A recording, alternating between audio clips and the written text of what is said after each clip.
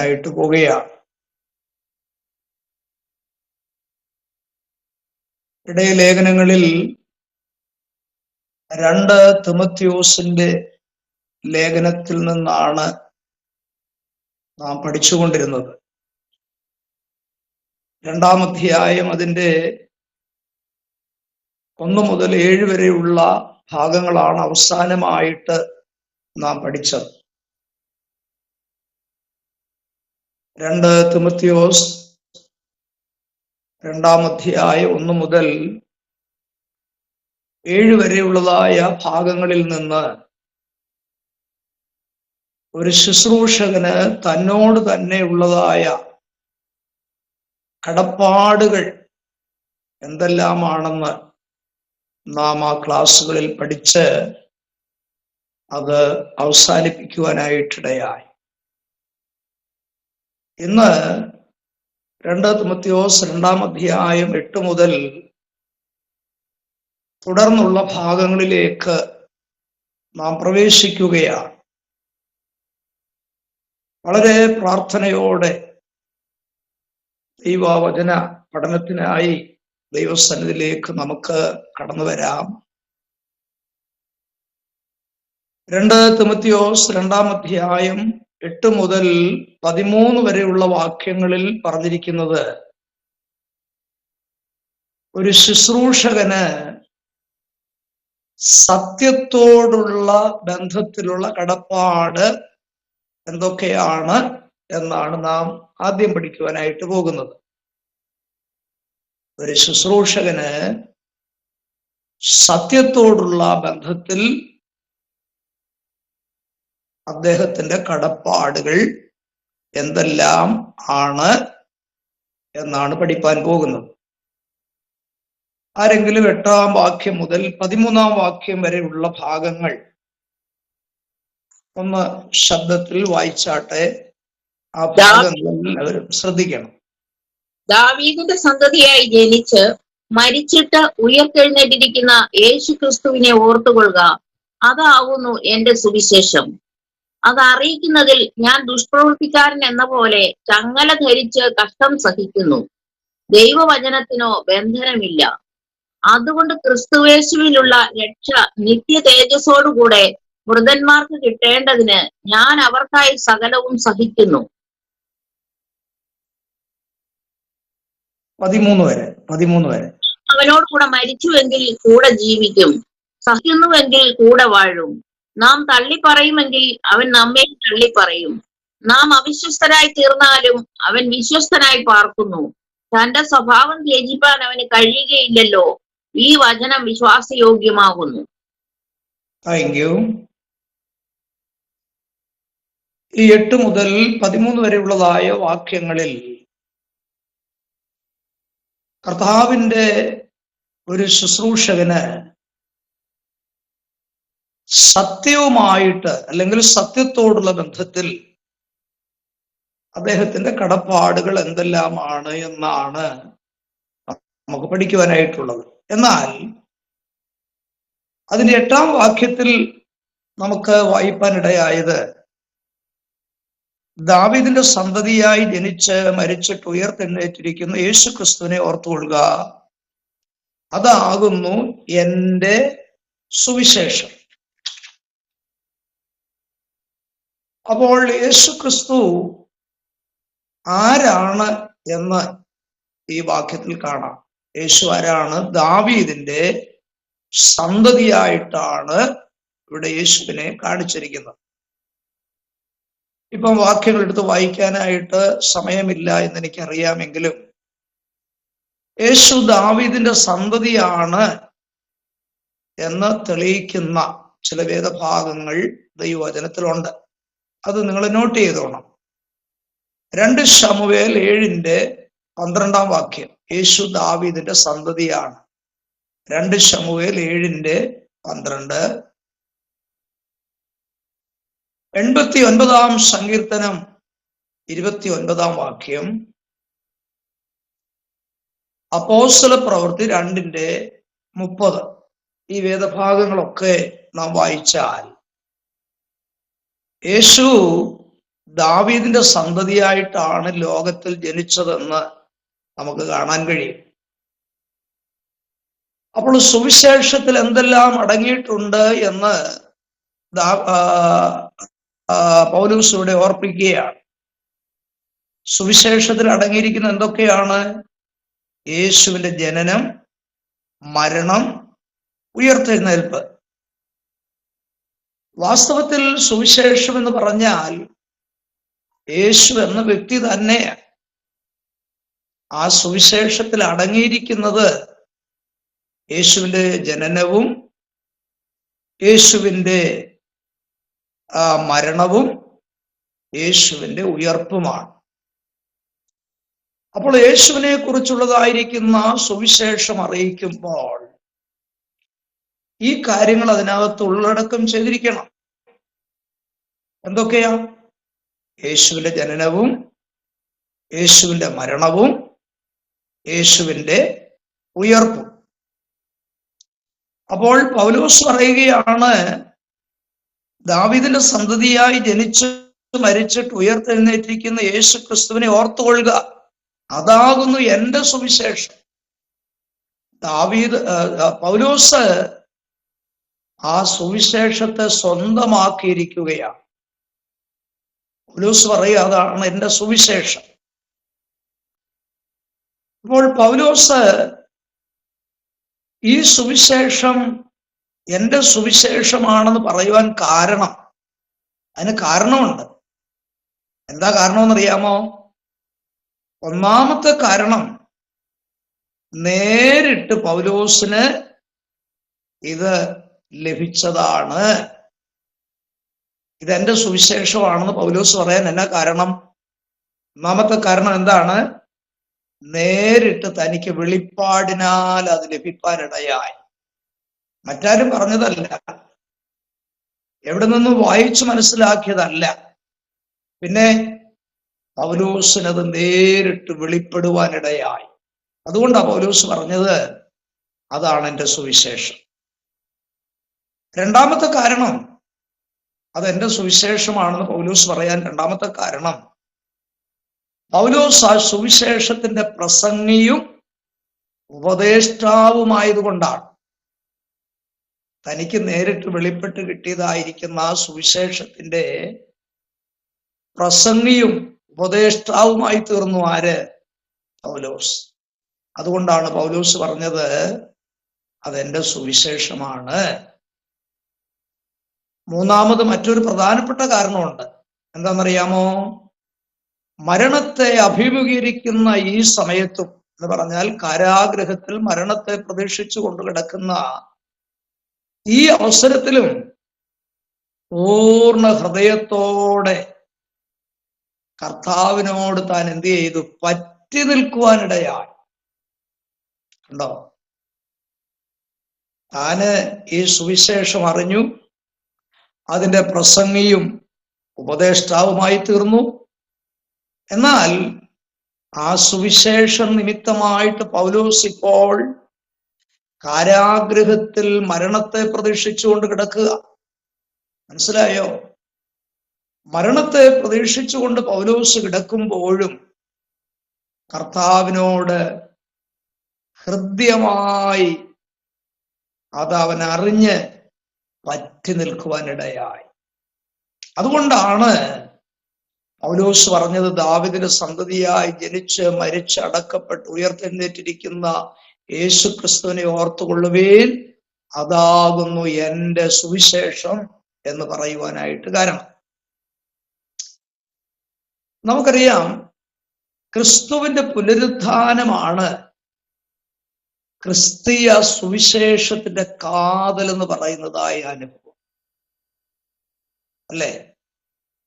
ലോകത്തിൽ ഒരുപാട് ദൈവങ്ങൾ ഉണ്ടായിരുന്നു, അവരൊക്കെ മരിച്ചുപോയി. ഇപ്പോഴും പല ദൈവങ്ങളുണ്ട്. എന്നാൽ ഈ ലോക ദൈവങ്ങളൊക്കെ ജനിച്ച് ജീവിച്ചു മരിച്ചിട്ട് ഇതുവരെയും എന്ത് ചെയ്തില്ല? ഉയർത്തെഴുന്നേറ്റിട്ടില്ല. എന്നാൽ ക്രിസ്തീയ സുവിശേഷത്തിന്റെ കാതലായ ഭാഗം എന്താണെന്നറിയാമോ? നമ്മുടെ കർത്താവിന്റെ പുനരുദ്ധാനമാണ്, യേശുവിന്റെ ഉയർപ്പാണ് അതിന്റെ പ്രധാനപ്പെട്ട കാരണം. യേശുവിന്റെ ജനനം, മരണം, പുനരുദ്ധാനം ഇവയെല്ലാം സുവിശേഷത്തിന്റെ പ്രധാന ഘടകങ്ങളാണെന്ന് ഞാൻ പറഞ്ഞു.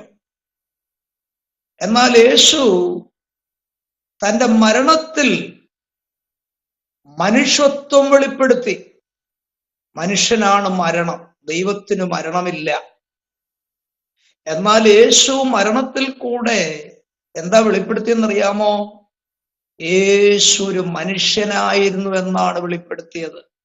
അതേസമയം യേശുവിന്റെ ഉയർപ്പിൽ കൂടെ താൻ വെളിപ്പെടുത്തിയത് എന്താണ്? ദൈവത്വമാണ്. ഈ രണ്ട് കാര്യങ്ങൾ എടുത്താൽ യേശു മനുഷ്യനായിരുന്നെന്നും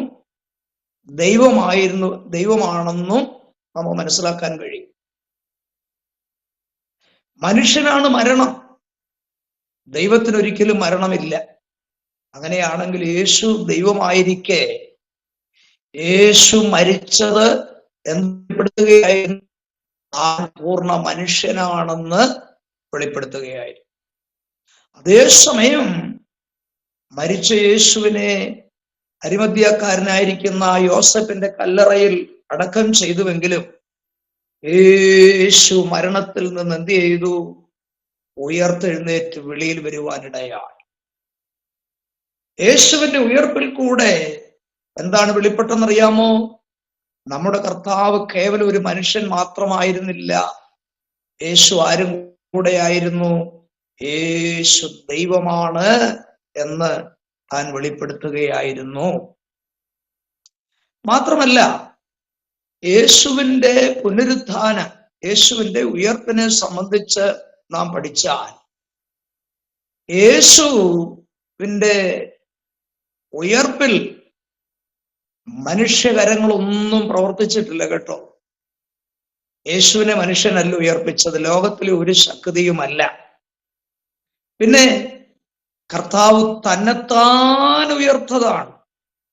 ദൈവത്തിന്റെ വ്യാപാര ശക്തിയാലാണ് യേശു ഉയർത്തെഴുന്നേൽക്കുവാനായിട്ട് ഇടയായത്. അപ്പോൾ സുവിശേഷത്തിൽ അടങ്ങിയിരിക്കുന്ന പ്രധാന ഘടകങ്ങൾ എന്താണെന്നും അത് എൻ്റെ സുവിശേഷം എന്താണെന്നും എന്താണ് അങ്ങനെ പറയാൻ കാരണമെന്നൊക്കെയാണ് 8-ാം വാക്യത്തിലൂടെ നമുക്ക് മനസ്സിലാക്കുവാനായിട്ട് സാധിക്കുന്നത്.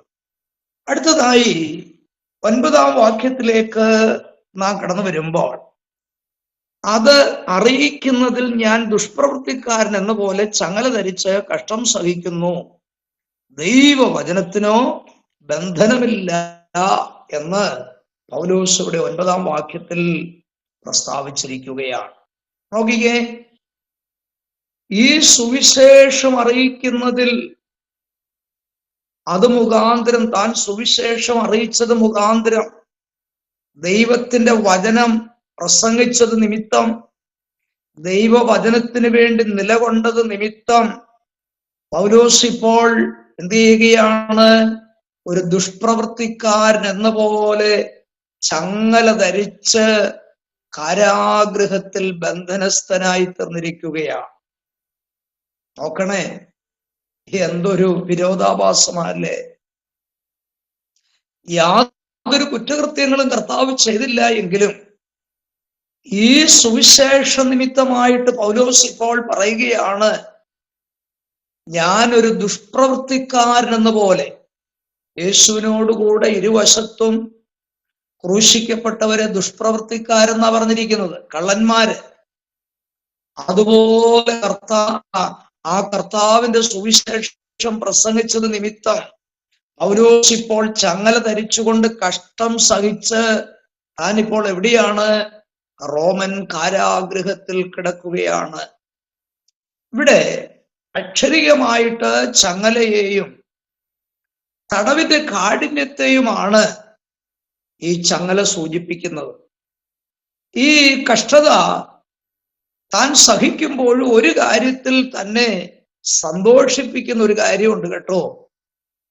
നമുക്കറിയാം, കാരാഗൃഹവാസം ആരും ആഗ്രഹിക്കുന്നതല്ല. കാരാഗൃഹത്തിൽ കിടക്കാൻ ആരും കൊതിക്കുന്നതല്ല, ആർക്കും അതിന് താല്പര്യമില്ല. പക്ഷേ ഈ കാരാഗൃഹത്തിൽ പൗലോസ് കിടക്കുമ്പോഴും തനിക്ക് ഉള്ളിൽ ഒരു സന്തോഷമുണ്ട്. എന്താണെന്നറിയാമോ? ദൈവവചനത്തിനോ ബന്ധനമില്ല എന്നുള്ളതാണ് ആ സന്തോഷം. കണ്ടോ? ഈ കഷ്ടത താൻ സഹിക്കുകയാ, സുവിശേഷ നിമിത്തമായിട്ട് സഹിക്കുകയാ. എന്നാൽ തന്റെ ദുഃഖിക്കേണ്ട സമയത്തും താൻ സന്തോഷിക്കുന്നതിന്റെ കാരണം എന്തെന്നറിയാമോ? തനിക്കൊരു സത്യം മനസ്സിലായിട്ടുണ്ട്. അതെന്താണെന്നറിയാമോ? ദൈവവചനത്തിന് ബന്ധനമില്ല എന്നുള്ളതാണ്. അധികാരികൾക്ക് പൗലോസിനെ ബന്ധിക്കാം, അല്ലേ? റോമൻ അധികാരികൾക്ക് പൗലോസിനെ ബന്ധിക്കാം, കാരാഗൃഹത്തിൽ അടയ്ക്കാം. പക്ഷെ സുവിശേഷത്തെ ബന്ധിക്കുവാൻ ഒരു ശക്തിക്കും സാധിക്കത്തില്ല. സുവിശേഷത്തെ കാരാഗൃഹത്തിൽ അടയ്ക്കുവാൻ ആർക്കും സാധിക്കത്തില്ല.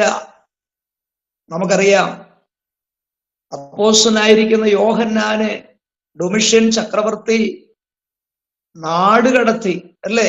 ദൈവവചന നിമിത്തമാണ് തന്നെ നാട് കടത്തിയത്. പക്ഷെ ഒരു കാര്യം ഓർത്തോണം, യോഹന്നാനെ നാട് കടത്താം, പക്ഷെ യോഹന്നാൻ പ്രസംഗിച്ചതായ ദൈവവചനത്തെ ഡൊമിഷ്യൻ ചക്രവർത്തിക്ക് എന്ത് ചെയ്യാൻ സാധിക്കത്തില്ല? നാട് കടത്തുവാനായിട്ട് സാധിക്കത്തില്ല. എന്ന് പറഞ്ഞാൽ പൗലോസ് പറയുന്നതിന്റെ അർത്ഥം, എന്നെ ചങ്ങല കൊണ്ട് ബന്ധിക്കാം, കാരാഗൃഹത്തിൽ അടയ്ക്കാം, പക്ഷേ സുവിശേഷത്തെ വിലങ്ങ് വെക്കുവാനോ ചങ്ങലക്കിടുവാനോ കാരാഗൃഹത്തിലാക്കുവാനോ ഒരു ശക്തിക്കും കഴിയത്തില്ല എന്നുള്ളതിൽ പൗലോസ് എന്ത് ചെയ്യുകയാണ്? സന്തോഷിക്കുകയാണ്. അതാണ് 9-ാം വാക്യത്തിൽ പ്രസ്താവിച്ചത്. ഇനി 10-ാം വാക്യത്തിൽ എന്താ പറഞ്ഞിരിക്കുന്നത്? അതുകൊണ്ട് ക്രിസ്തുയേശുവിലുള്ള രക്ഷ നിത്യ തേജസ്സോടുകൂടെ വൃതന്മാർക്ക് കിട്ടേണ്ടതിന് ഞാൻ അവർക്കായി സകലവും സഹിക്കുന്നു. നോക്കിക്കേ, ദൈവത്താൽ തെരഞ്ഞെടുക്കപ്പെട്ടവരെ പ്രതി താന് ഇതെല്ലാം സഹിക്കുന്നുവെന്നാണ് പൗലോസ് ഇവിടെ പ്രസ്താവിച്ചിരിക്കുന്നത്. ദൈവവചനത്തിന് ബന്ധനമില്ലായകയാൽ താൻ അധൈര്യപ്പെടാതെ വിശ്വാസത്തിലും സാക്ഷ്യം വഹിക്കുന്നതിലും താൻ ഇപ്പോഴും മുന്നേറിക്കൊണ്ടിരിക്കുകയാണ്. പൗലോസ് തനിക്ക് ലഭിച്ചതായ രക്ഷയിൽ മാത്രമല്ല താൻ താല്പര്യപ്പെടുന്ന എന്തൊക്കെയാണെന്നറിയാമോ?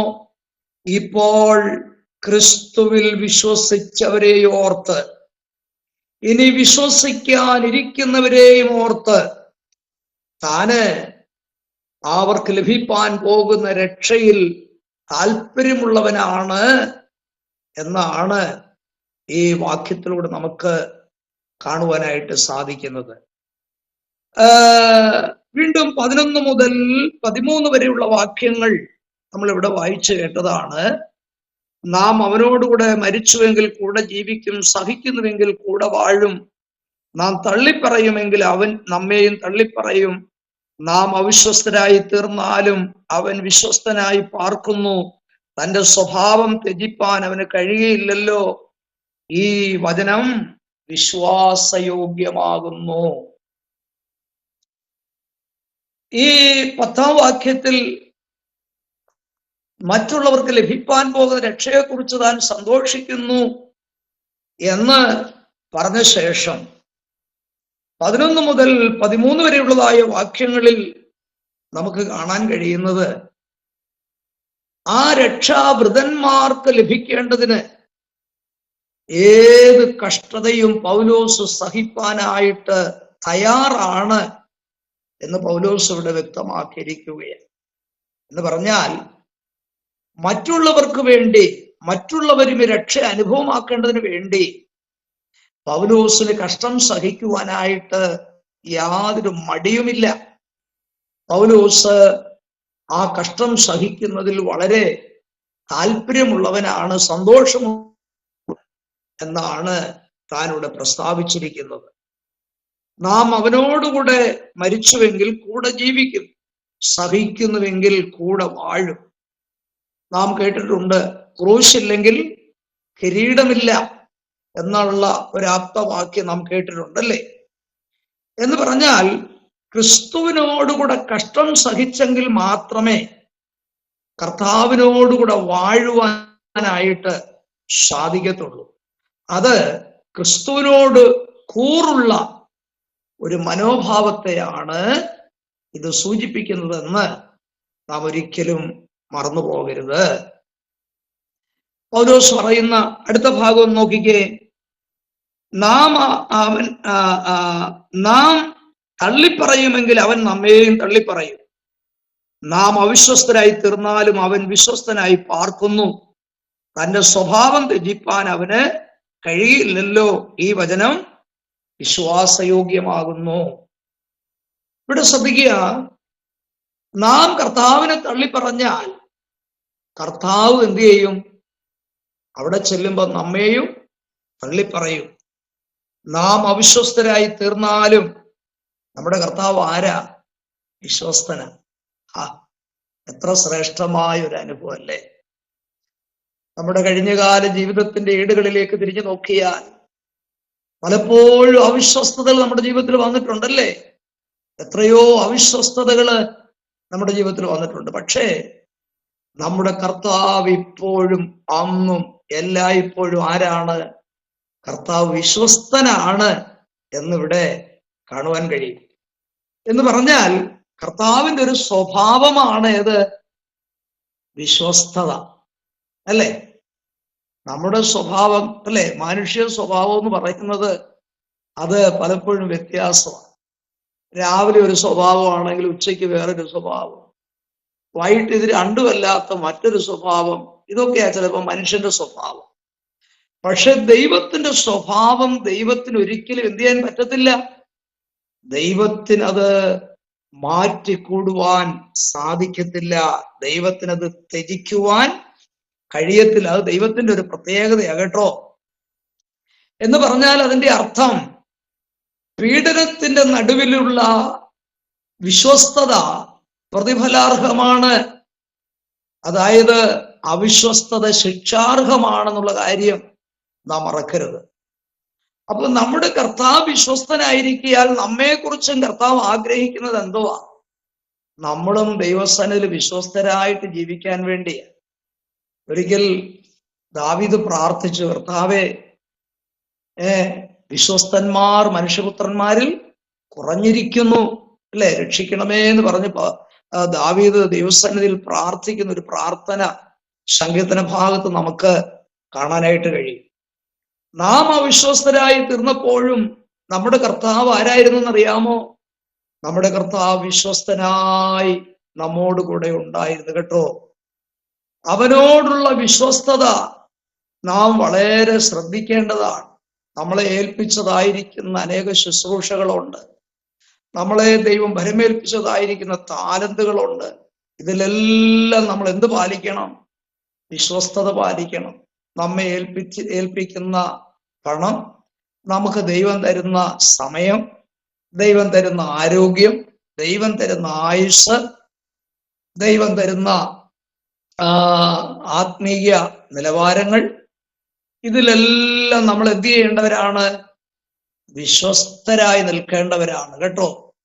അപ്പോൾ അവനോട് അവിശ്വസ്തത കാണിച്ചാൽ അതിന് ശിക്ഷയുണ്ടെന്നാണ് ഈ വാക്യം നമ്മെ ഓർപ്പിക്കുന്നത്. കർത്താവ് വിശ്വസ്തനാണ്. കർത്താവിന്റെ വിശ്വസ്തത തനിക്ക് ഒരിക്കലും ത്യജിപ്പാൻ കഴിയത്തില്ല. എന്നാൽ ഒരു കാര്യം ഓർക്കണം, വിശ്വസ്തരോടും അവിശ്വസ്തരോടും ഒരുപോലെ ഇടപെടുവാൻ ദൈവത്തിന് കഴിയത്തില്ല കേട്ടോ. വിശ്വസ്തരോട് ഇടപെടുന്നത് പോലെ ദൈവം അവിശ്വസ്തരോട് എന്ത് ചെയ്യത്തില്ല? ഇടപെടത്തില്ല. ആ കാര്യം നാം ഒന്ന് മനസ്സിലാക്കണം.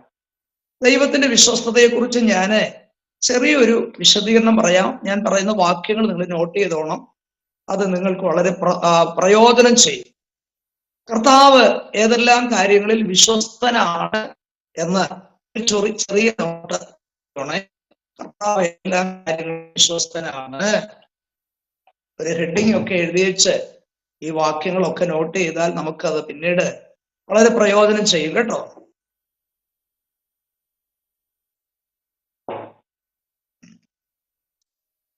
കർത്താവിന്റെ വിശ്വസ്തത ഏതിലല്ല, അല്ലെങ്കിൽ കർത്താവ് ഏതെല്ലാം കാര്യങ്ങളിൽ വിശ്വസ്തനാണ്? ഒന്ന്, പാപം പോക്കി നമ്മെ ശുദ്ധീകരിപ്പാൻ യേശു വിശ്വസ്തനാണ്.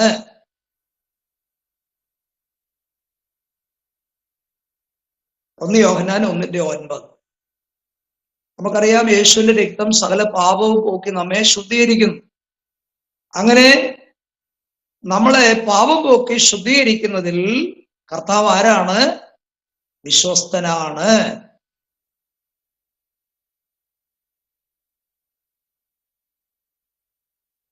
രണ്ട്,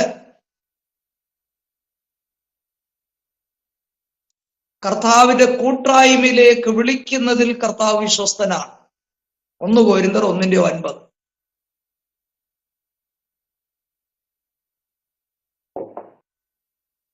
കർത്താവിന്റെ കൂട്ടായ്മയിലേക്ക് വിളിച്ചിരിക്കുന്നതിൽ ദൈവം വിശ്വസ്തനാണ്. 1 കൊരിന്ത്യർ 1:9.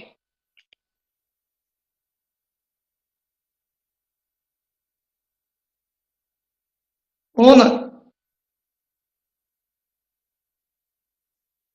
കഷ്ടങ്ങളിൽ തുണയായിരിക്കുന്നതിൽ കർത്താവ് വിശ്വസ്തനാണ്. നമ്മുടെ ജീവിതത്തിൽ നേരിടുന്നതായ കഷ്ടങ്ങളിൽ കർത്താവ് ആരാണ്? ഏറ്റവും അടുത്ത തുണയ. അങ്ങനെ തുണയായിരിക്കുന്നതിൽ കർത്താവ് വിശ്വസ്തനാണ്.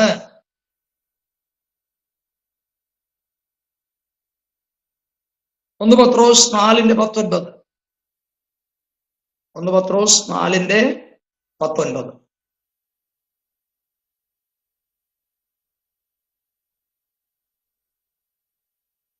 ആദാമിന് ദൈവം കൊടുത്തതായിരിക്കുന്ന ഹൗവ തുണയായിരുന്നു, അല്ലെ? തക്ക തുണയായിരുന്നു. പക്ഷെ കർത്താവ് നമുക്ക് ആരാണ്? ഏറ്റവും അടുത്ത തുണ. ഏറ്റവും അടുത്ത തുണയായിട്ട് കർത്താവ് മാത്രമേ ഉള്ളൂ കേട്ടോ. ആ കാര്യത്തിൽ കർത്താവ് വിശ്വസ്തനാണ്. അടുത്തത്, പരീക്ഷകളിൽ സഹായിക്കുന്നതിൽ കർത്താവ് വിശ്വസ്തനാണ്. പരീക്ഷകളിൽ നമ്മെ സഹായിക്കുന്ന കാര്യത്തിൽ കർത്താവ് ആരാണ്? വിശ്വസ്തനാണ്.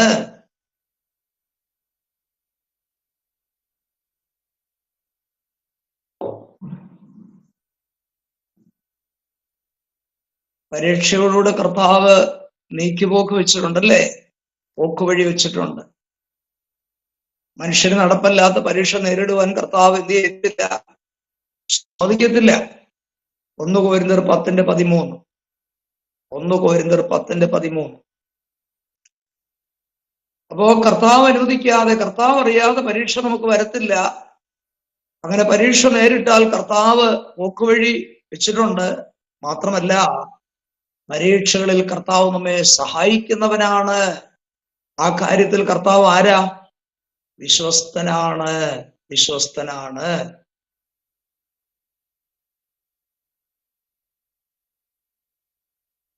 അടുത്തത്, വാഗ്ദത്തം നിവർത്തിക്കുന്നതിൽ കർത്താവ് വിശ്വസ്തനാണ്.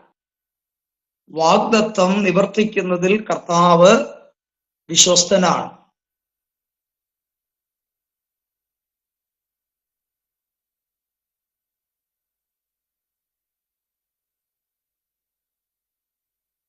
എബ്രായലേഖനം 10:23.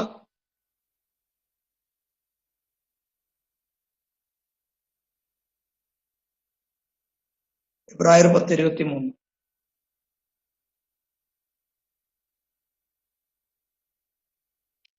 അടുത്തത്,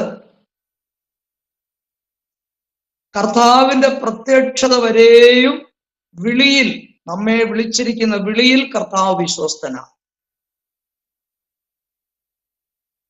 കർത്താവിന്റെ പ്രത്യക്ഷത വരെയും നമ്മെ വിളിച്ചിരിക്കുന്ന വിളിയിൽ കർത്താവ് ആരാണ്? വിശ്വസ്തനാണ്. 1 തെസ്സലോനിക്ക ലേഖനം 5:23.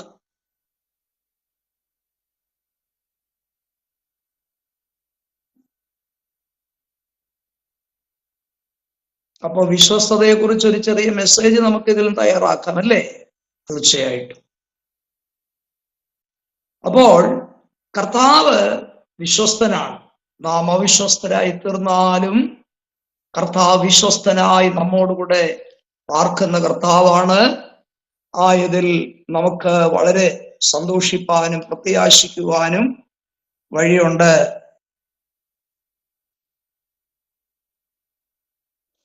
തന്റെ സ്വഭാവം ത്യജിപ്പാൻ അവന് കഴിയുകയില്ല കേട്ടോ. കർത്താവിന് ഏതൊക്കെ സ്വഭാവമുണ്ടോ ആ സ്വഭാവത്തിൽ നിന്ന് വ്യതിചലിക്കുവാൻ കർത്താവിന് കഴിയത്തില്ല. നമ്മൾ സാധാരണ പറയാറുണ്ട്, ദൈവത്തിന് കഴിയാത്ത ഒരു കാര്യവും ഇല്ല. അങ്ങനെ പറയാറുണ്ടല്ലോ, നമ്മൾ സാധാരണ അങ്ങനെ പറയാറുള്ള ഒരു കാര്യമാണ്. ദൈവത്താൽ അസാധ്യമായതൊന്നും ഇല്ല എന്ന് നാം സാധാരണ പറയാറുണ്ട്. പക്ഷേ കർത്താവിന് കഴിയാത്ത ചില കാര്യങ്ങളുണ്ട് കേട്ടോ. കർത്താവിന് കഴിയാത്ത ചില കാര്യങ്ങളുണ്ട്. ഒന്ന്, പോഷ്ക്ക് പറയാൻ ദൈവത്തിന് കഴിയത്തില്ല. ഇതോടെ നമ്മൾ മനസ്സിലാക്കണം. തീത്തോസ് 1:2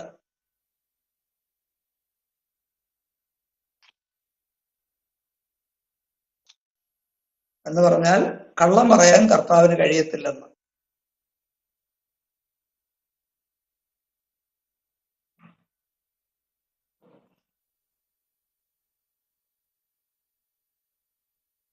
മറ്റൊരു കാര്യം കർത്താവിന് കഴിയത്തില്ല, ദോഷങ്ങളാൽ പരീക്ഷിപ്പാൻ കർത്താവിന് കഴിയത്തില്ല.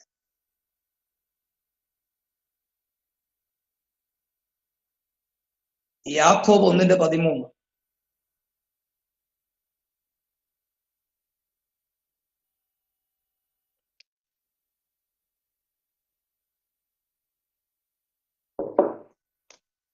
അടുത്തതായിട്ട് അതിന്റെ 14 മുതൽ 26 വരെയുള്ള വാക്യങ്ങളാണ് നാം പഠിക്കാനായിട്ട് പോകുന്നത്. 14 മുതൽ 26 വരെയുള്ള വാക്യങ്ങളിൽ അടങ്ങിയിരിക്കുന്ന വിഷയം ശുശ്രൂഷകന് സഭയോടുള്ള കടപ്പാടുകൾ എന്തൊക്കെയാണെന്ന് ആണ് അവിടെ പഠിക്കാനായിട്ട് പോകുന്നത്. ശുശ്രൂഷകന് സഭയോടുള്ള കടപ്പാടുകളെ കുറിച്ചാണ് 14 മുതൽ 26 വരെയുള്ള വാക്യങ്ങളിൽ നമുക്ക് കാണുവാനായിട്ട് സാധിക്കുന്നത്. അപ്പൊ നോക്കണേ, ഒരു ശുശ്രൂഷകനായാൽ ഏതെല്ലാം കാര്യങ്ങളിൽ തനിക്ക് കടപ്പാടുണ്ടെന്നുള്ള കാര്യം മറക്കരുത്. തന്നോട് തന്നെയുള്ള വ്യക്തിത്വത്തിലുള്ള കടപ്പാടുണ്ട്, സത്യത്തോടുള്ള ബന്ധത്തിലുള്ള കടപ്പാടുണ്ട്. അതൊക്കെയാണ് നമ്മളിപ്പോ പഠിച്ചുകൊണ്ടിരുന്നത്. അടുത്തതായിട്ട് പഠിക്കാൻ പോകുന്നത് ദൈവസഭയോടുള്ള ബന്ധത്തിൽ ശുശ്രൂഷകനുള്ള കടപ്പാടുകളെ കുറിച്ചാണ്. 14 മുതൽ 26 വരെയുള്ള വാക്യങ്ങളിൽ നമുക്ക് മനസ്സിലാക്കുവാനായിട്ട് സാധിക്കുന്നത്. എന്നാൽ ഈ ഭാഗങ്ങളെ രണ്ടായിട്ട് തിരിക്കാം. 14 മുതൽ 26 വരെയുള്ള വാക്യങ്ങളെ പഠന സൗകര്യാർത്ഥം 2 ഭാഗങ്ങളായിട്ട് തിരിച്ചു പഠിക്കാം. ഒന്ന്, 14 മുതൽ 19 വരെയുള്ള വാക്യങ്ങളിൽ ഉപദേശ പിശകിനെതിരെ ശുശ്രൂഷകന്റെ അടിയന്തരമായ നടപടി എന്തായിരിക്കണം? ഉപദേശ പിശകിനെതിരെ ശുശ്രൂഷകന്റെ അടിയന്തരമായ നടപടി 14 മുതൽ 19 വരെയുള്ള വാക്യങ്ങളിൽ ആ കാര്യമാണ് പറഞ്ഞിരിക്കുന്നത്.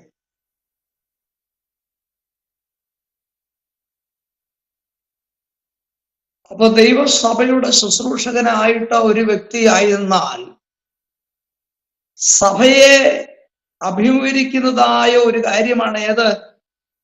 ഉപദേശ പിശക്. ദൈവവചനത്തിൽ ഇല്ലാത്ത ഉപദേശം ദൈവസഭയെ ഒരു കാറ്റ് പോലടിക്കും. അപ്പൊ അതിനെതിരെ ആ സഭയുടെ ശുശ്രൂഷകൻ അടിയന്തരമായി ചില നടപടികൾ എടുക്കണം. എന്ന് പറഞ്ഞാൽ അതും ശരിയാണ് ഇതും ശരിയാണെന്ന് പറയരുതെന്നാ പറഞ്ഞതിന്റെ അർത്ഥം. ദൈവവചനത്തിൽ പ്രസ്താവിച്ചിട്ടില്ലാത്തതായ ഉപദേശത്തിന്റെ കാറ്റടിക്കുമ്പോൾ ആ ഉപദേശ പിശകിനെതിരെ അടിയന്തരമായി ശുശ്രൂഷകൻ എന്ത് ചെയ്യണം? നടപടി സ്വീകരിക്കണം. അതിനെക്കുറിച്ചാണ് 14 മുതൽ 19 വരെയുള്ള വാക്യങ്ങളിൽ പറഞ്ഞിരിക്കുന്നത്. ഇനി 20 മുതൽ 26 വരെ രണ്ടാം ഭാഗം, 20 മുതൽ 26 വരെയുള്ള ഭാഗങ്ങളിൽ പറഞ്ഞിരിക്കുന്നത് ഉപദേശ പിശകിനെതിരെ ജീവിത വിശുദ്ധിയുടെ ആവശ്യകത എന്ന വിഷയമാണ്. ഉപദേശ പിശകിനെതിരെ ശുശ്രൂഷകൻ അടിയന്തര നടപടി സ്വീകരിക്കുമ്പോൾ തന്നെ ജീവിത വിശുദ്ധിക്കും പ്രാധാന്യമുണ്ട്. അതാണ് 20 മുതൽ 26 വരെയുള്ള വാക്യങ്ങളിൽ പ്രസ്താവിച്ചിരിക്കുന്നത്. അപ്പം 14 മുതൽ 26 വരെയുള്ള വാക്യങ്ങൾ ശുശ്രൂഷകന് സഭയോടുള്ള ബന്ധത്തിലെ കടപ്പാടുകളാണെങ്കിലും ഈ ഭാഗങ്ങളെ തരംതിരിച്ച് 2 ഭാഗമായിട്ടാണ് നാം പഠിക്കാനായിട്ട് പോകുന്നത്. 14-ാം വാക്യത്തിൽ പറയുകയാണ്, കേൾക്കുന്നവരെ മറിച്ചു കളയുന്നതിനല്ലാതെ ഒന്നിനും കൊള്ളാത്ത വാഗ്വാദം ചെയ്യാതിരിക്കണമെന്ന് കർത്താവിന് സാക്ഷിയാക്കി അവരെ ഓർമ്മപ്പെടുത്തുക. കേൾവിക്കാരെ നശിപ്പിക്കാനല്ലാതെ ഒന്നിനും ഉപകരിക്കാത്ത കാര്യമാണ് ഏത്? വാഗ്വാദം. അത് ഒഴിവാക്കണം എന്ന് പറഞ്ഞാൽ കർത്താവിന്റെ സന്നിധിയിൽ അവരെ ഉപദേശിക്കണം. ദൈവസഭയ്ക്കെതിരായി കൊണ്ടുവരുന്നതായ ഉപദേശ പിശകിനെതിരെ, അങ്ങനെയുള്ളത് വാഗ്വാദങ്ങൾ പറഞ്ഞ് വരുന്നവരെ ഒഴിവാക്കണം. മാത്രമല്ല കർത്താവിന്റെ സന്നിധിയിൽ അവരെ സത്യത്തിന്റെ വചനം പഠിപ്പിച്ച് അവരെ ഉപദേശിക്കുകയും വേണം. തർക്കത്തിന്റെയും വാഗ്വാദത്തിന്റെയും ഭ്രാന്ത് ആർക്കും ഒരു ഉപയോഗം ചെയ്യുന്ന കാര്യമല്ല. തർക്കവും വാദവും ദൈവസഭയ്ക്ക് പറഞ്ഞിട്ടുള്ള കാര്യമല്ലെന്ന് അതിന്റെ അർത്ഥം. അങ്ങനെ ചെയ്താൽ എന്താണ് അതിന്റെ ഫലം? കേൾവിക്കാരെ മറിച്ചു കളയുന്നതാണ് അതിന്റെ ഫലം. ഇങ്ങനെയുള്ള വാഗ്വാദങ്ങളിൽ നിന്ന് സഭ ഒഴിഞ്ഞിരിക്കണം എന്നാണ് പൗലോസ് തിമോഥെയോസിനെ ഇവിടെ ഓർപ്പിക്കുന്നത്.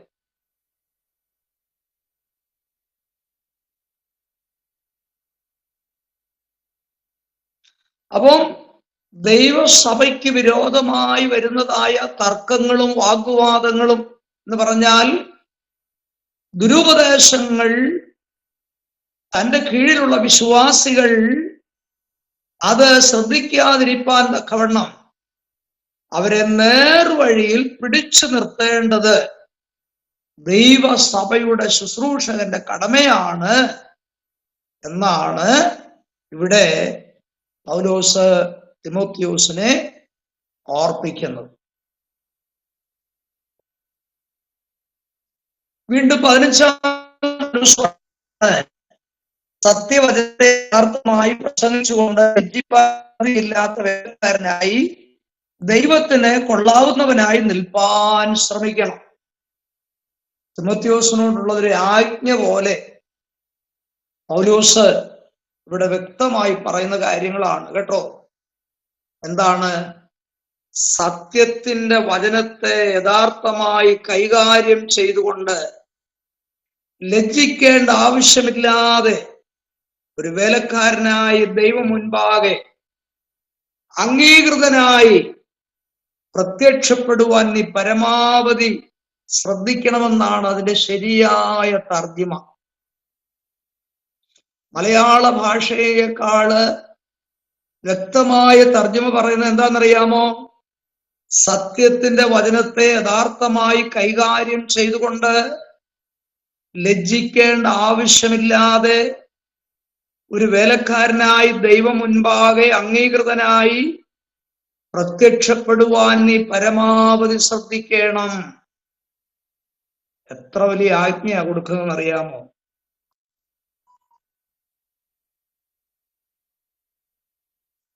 മാത്രമല്ല, തിമോഥെയോസിന്റെ വ്യക്തിപരമായ ജീവിതത്തിന്റെ മാതൃക തെറ്റിനെതിരെ ശക്തമായ ഒരു ആയുധമായിരിക്കണമെന്നും ഇതിനകത്തൊരു ധ്വനിയുണ്ട്. അപ്പോൾ വളരെ വ്യക്തമായി ദുരുപദേശത്തോട് എങ്ങനെ എതിർത്ത് നിൽക്കണം, ദൈവസഭയോടുള്ള ബന്ധത്തിൽ വാക്കുവാദങ്ങളും തർക്കങ്ങളും ഉന്നയിച്ചുകൊണ്ട് ദൈവസഭയെ തെറ്റിക്കുവാനായിട്ട് വരുന്നതായ ഉപദേശകന്മാരോട് എങ്ങനെ ഇടപെടണം, ആ സമയത്തൊരു ശുശ്രൂഷകൻ എങ്ങനെ ആയിരിക്കണം എന്നൊക്കെയാണ് ഇവിടെ പൗലോസ് ഉദ്ദേശിക്കുന്നത്. എന്ന് പറഞ്ഞാൽ ദൈവവചനത്തെ യഥാർത്ഥമായി പ്രസംഗിക്കുന്ന ഒരു ശുശ്രൂഷകനായിരിക്കണം ദൈവ സഭയുടെ ശുശ്രൂഷകൻ. പ്രസംഗിക്കുക എന്ന മലയാളം ബൈബിളിൽ കാണുന്നതിൻ്റെ മൂലപദത്തിന്റെ അർത്ഥങ്ങൾ വ്യത്യാസമാണ്. അവിടെ നമ്മൾ വായിച്ചില്ലേ, സത്യവചനത്തെ യഥാർത്ഥമായി പ്രസംഗിക്കണം. അവിടെ പ്രസംഗിക്കുക എന്നുള്ളതായ മലയാളം ഭാഷയിലെ ആ വാക്കിന് മൂലഭാഷയിൽ പ്രത്യേക അർത്ഥങ്ങളാണ് കൊടുത്തിരിക്കുന്നത്. എന്തൊക്കെയാണെന്നറിയാമോ? ഒന്ന്, ഭക്ഷണം പങ്കുവെക്കുക. ഭക്ഷണം പങ്കുവെക്കുക.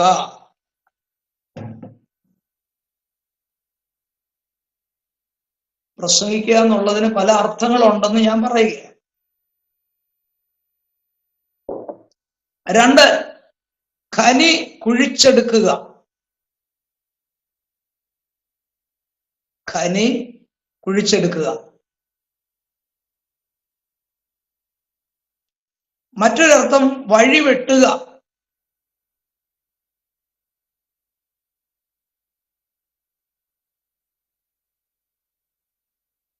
അവിടെ പ്രസംഗിക്കുക എന്ന് പറയുന്നതായ വാക്കിന് മൂലഭാഷയിൽ കൊടുത്തിരിക്കുന്ന അതിന്റെ അർത്ഥങ്ങളാണ് ഞാൻ പറഞ്ഞത്. ഭക്ഷണം പങ്കുവെക്കുക, ഖനി കുഴിച്ചെടുക്കുക, വഴിവെട്ടുക. ചുരുക്കി പറഞ്ഞാൽ കർത്താവിന്റെ ഒരു ശുശ്രൂഷകൻ, സഭയുടെ ശുശ്രൂഷകൻ ദൈവവചനം കൃത്യതയോടെ കൈകാര്യം ചെയ്യണമെന്നാണ് അതിന്റെ അർത്ഥം. എന്ന് പറഞ്ഞാൽ ഒന്നുകൂടെ പറഞ്ഞാൽ ദൈവവചനത്തിലെ വിഷയങ്ങളെ അന്യോന്യം പൊരുത്തപ്പെടുത്തിക്കൊണ്ട്, ദൈവവചനത്തിൽ പറഞ്ഞിരിക്കുന്ന വിഷയങ്ങളെ തമ്മിൽ അന്യോന്യം പൊരുത്തപ്പെടുത്തിക്കൊണ്ട് പഠിപ്പിക്കുന്ന കാര്യത്തിൽ കഠിനാധ്വാനം ചെയ്യണമെന്നാണ് അതിന്റെ അർത്ഥം. ദൈവവചനം പഠിപ്പിക്കണമെങ്കിൽ ആദ്യം ഒരു അധ്യാപകൻ എന്ത് ചെയ്യണം? ദൈവവചനം പഠിക്കണം, അല്ലേ? അത് വളരെ അധ്വാനമാണെന്നാണ് പൗലോസ് ഇവിടെ പറഞ്ഞിരിക്കുന്നത്. അപ്പം ദൈവവചനത്തിൽ അധ്വാനിക്കുന്ന ഒരു ശുശ്രൂഷകന് മാത്രമേ ദൈവവചനം കൃത്യതയോടെ കൈകാര്യം ചെയ്യുവാൻ സാധിക്കത്തുള്ളൂ. ദൈവവചനം പഠിക്കാത്ത ഒരു ശുശ്രൂഷകന് ദൈവത്തിന്റെ വചനം കൃത്യതയോടെ കൈകാര്യം ചെയ്യുവാൻ കഴിയുകയില്ലെന്നാണ് പറഞ്ഞതിന്റെ അർത്ഥം.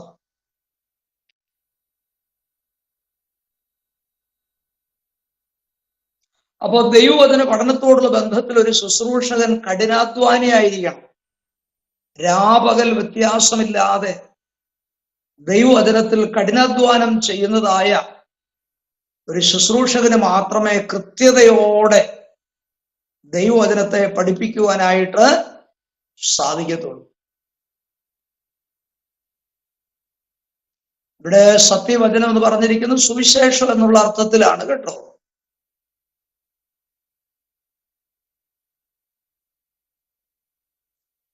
അപ്പം ദൈവവചനത്തിൽ അധ്വാനിക്കുക എന്ന് പറഞ്ഞാൽ ഒരു വേലക്കാരൻ എന്നുള്ള നിലയിൽ ഒരർത്ഥം അവിടെ ഉണ്ട്. എന്ന് പറഞ്ഞാൽ വചനത്തിൽ അധ്വാനിക്കുന്ന വേലക്കാരനായിരിക്കണം. ഒരു കൃഷിക്കാരൻ എന്താ ചെയ്യുന്നത്? തൻ്റെ ഭൂമിയിൽ നിന്ന് ഫലം തനിക്ക് ലഭിക്കണമെങ്കിൽ ആ ഭൂമിയിൽ കൃഷിക്കാരൻ എന്ത് ചെയ്യണം? അധ്വാനിക്കണം. നമ്മൾ 2-ാം അധ്യായത്തിന്റെ 1-ാം വാക്യം മുതൽ ഒരു ശുശ്രൂഷകൻ ആരായിരിക്കണം എന്ന് പഠിച്ച സമയത്ത് അവിടെ ഒരു ഓട്ടക്കാരനാണെന്നും ഒരു മല്ല് കെട്ടുന്നവനാണെന്നും ഒരു കൃഷിക്കാരനാണെന്നും ഒക്കെ നമ്മൾ ചിന്തിച്ചതായ ഭാഗമുണ്ട്. അപ്പൊ അങ്ങനെയാണെങ്കിൽ ഒരു ദൈവദാസൻ ആരാണ്? ഒരു വേലക്കാരൻ കൂടിയാണ്. എന്ന് പറഞ്ഞാൽ വചനത്തിൽ അധ്വാനിക്കുന്ന ഒരു വേലക്കാരനാണ് ആര്? ദൈവദാസൻ. അതിന് അധ്വാനിച്ചെങ്കിൽ മാത്രമേ അതിന്റെ ഫലം കാണുവാനായിട്ട് സാധിക്കത്തുള്ളൂ. എന്നാൽ ഒരു കാര്യം ഓർത്തോണം, ദൈവത്തിന്റെ വേലക്കാർക്കെതിരായിട്ട് ഏത് കാലത്തും അതേ പോരാട്ടമുണ്ട് കേട്ടോ. അനീതി പ്രവർത്തിക്കുന്നവര് എഴുന്നേൽക്കാം, കപട വേലക്കാരെഴുന്നേൽക്കാം, ആകാത്ത വേലക്കാരെഴുന്നേൽക്കാം. യഥാർത്ഥമായി വചനം പ്രസംഗിക്കുന്ന, യഥാർത്ഥമായി വചനത്തിൽ അധ്വാനിക്കുന്ന ഒരു ദൈവദാസന് വിരോധമായിട്ട് എതിരാളികളുണ്ട്.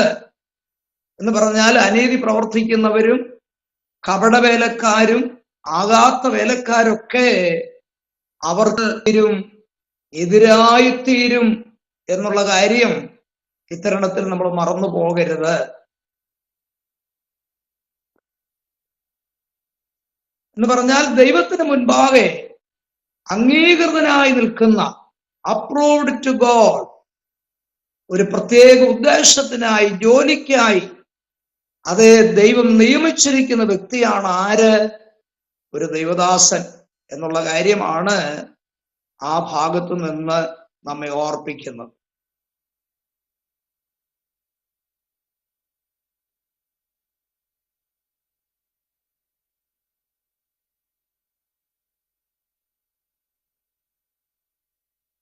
വീണ്ടും നാം ചിന്തിച്ചാൽ 16-ാം വാക്യം, ഭക്തിവിരുദ്ധമായി വൃഥാലാഭങ്ങളെ ഒഴിഞ്ഞിരിക്കണം. ആ വകക്കാർക്ക് അഭക്തി അധികം മുതിർന്നു വരും. അവരുടെ വാക്ക് അർബുദ വ്യാധി പോലെ തിന്നുകൊണ്ടിരിക്കും. ഹുമനയോസും ഫിലോത്തോസും അവരുടെ കൂട്ടത്തിലുള്ളവരാകുന്നു. അവർ സത്യം വിട്ട് തെറ്റി പുനരുദ്ധാനം കഴിഞ്ഞുവെന്ന് പറഞ്ഞ് ചിലരുടെ വിശ്വാസം മറിച്ചു കളയുന്നു.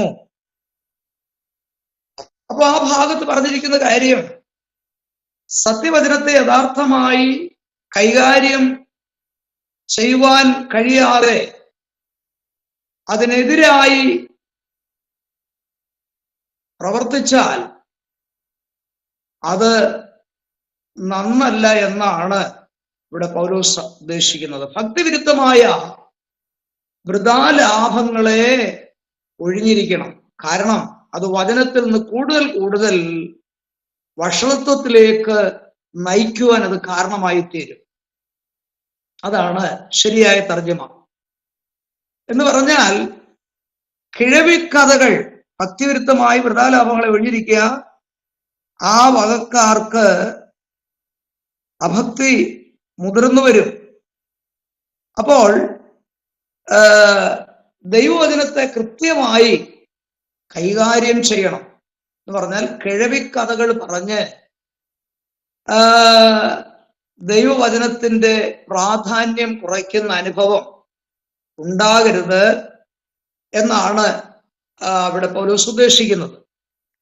അങ്ങനെ ഭക്തിവിരുദ്ധമായി വൃഥാലാഭങ്ങളെ ഒഴിഞ്ഞിരിക്കുക, ആ വകക്കാർക്ക് അഭക്തി അധികം മുതിർന്നു വരും. അവർക്ക് അവരുടെ വാക്ക് അർബുദവ്യാധി പോലെ തിന്നുകൊണ്ടിരിക്കും.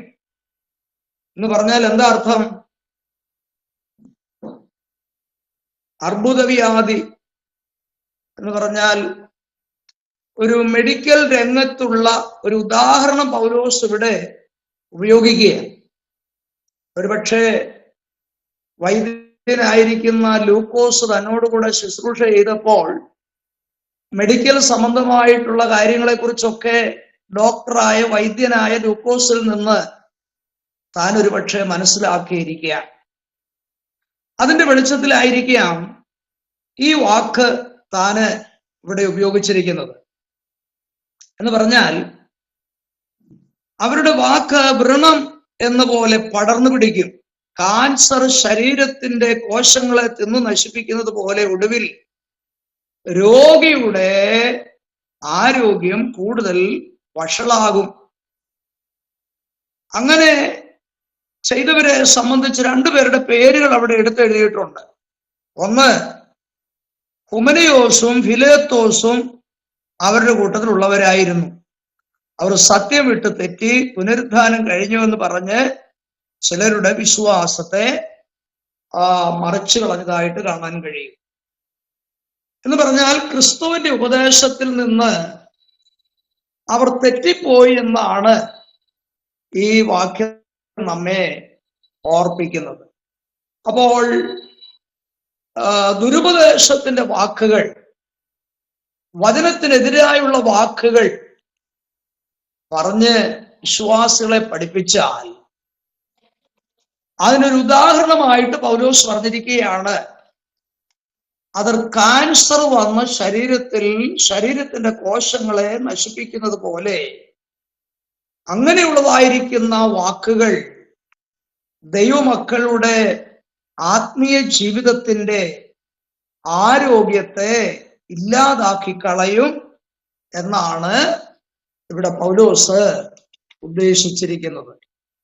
അതുകൊണ്ട് തിമോഥെയോസ് ഈ കാര്യങ്ങളൊക്കെ വളരെ ശ്രദ്ധിക്കണമെന്ന് പറഞ്ഞ് ഒരു ശുശ്രൂഷകന് ദൈവസഭയോടുള്ള ബന്ധത്തിൽ അവന്റെ ഗൗരവമായ കടപ്പാടുകളെ സംബന്ധിച്ച് പൗലോസ് ഇവിടെ ഊന്നി പറയുന്നതായ കാര്യങ്ങളാണ് ഈ വാക്യങ്ങളിൽ നിന്ന് നമുക്ക് മനസ്സിലാക്കാൻ സാധിക്കുന്നത്. നമുക്കറിയാം, ഇരിക്കുന്ന ഇടയ്ക്ക് ചിലര് ഈ ഉദ്ധാരണം പറഞ്ഞു വരുന്നത് നമുക്ക് കാണാൻ കഴിയും. എന്ന് പറഞ്ഞാൽ ഈ വചനം പോരാ, ഇതിനേക്കാൾ കുറച്ചുകൂടെ വേണം, ഈ ആരാധനയും കയ്യടിയും പാട്ടൊക്കെ പഴയ ഒരു ആചാരമാണ്. നവീന കർത്താക്കന്മാരിടയ്ക്ക് എഴുന്നേക്കും അല്ലേ?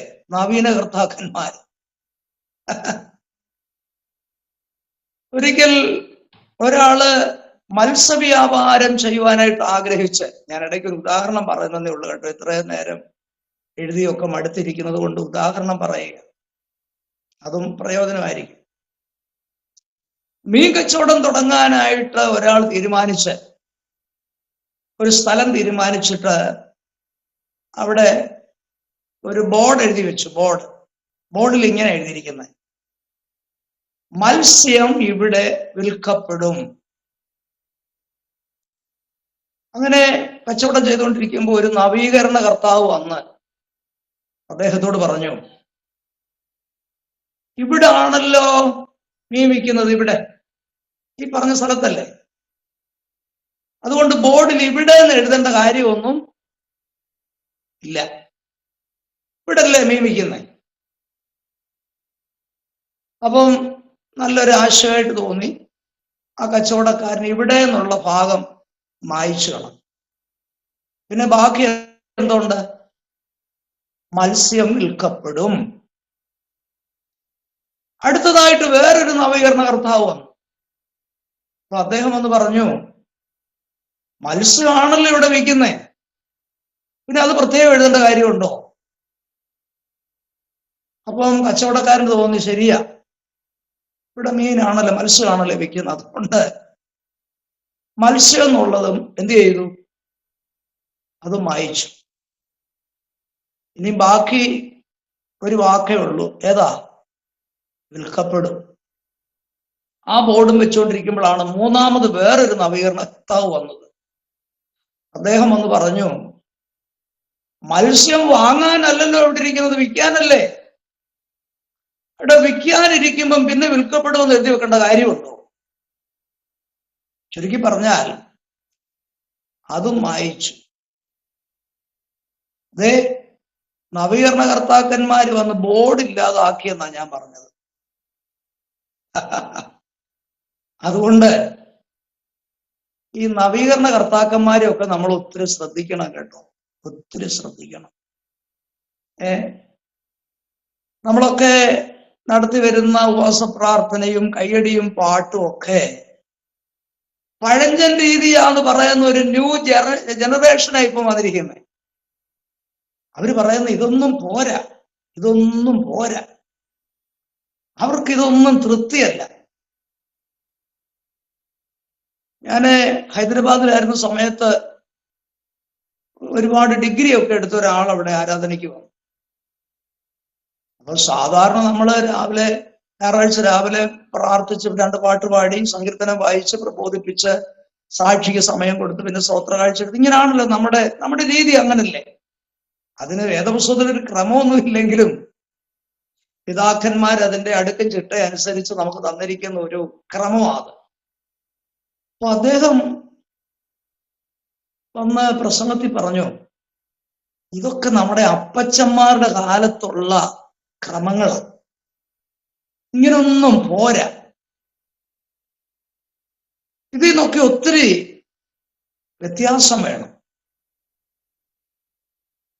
ഇതൊക്കെ പണ്ടത്തെ രീതിയാണ്.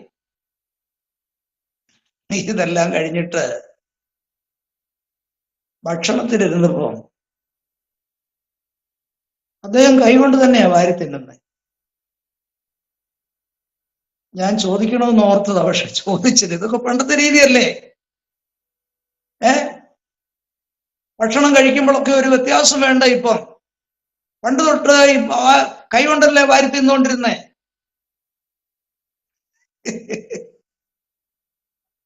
ദൈവമക്കളെ, പണ്ടത്തെ അതിന് മാറ്റരുത് കേട്ടോ. ദൈവം നമുക്ക് തന്നിരിക്കുന്ന ആത്മീയ അനുഭവങ്ങളൊന്നും നമുക്ക് നഷ്ടമായി തീരുവാനായിട്ട് ഇടയാകരുത്. ഇടയ്ക്ക് ഞാനൊന്ന് ഓർപ്പിച്ചെന്ന് മാത്രമേ ഉള്ളൂ.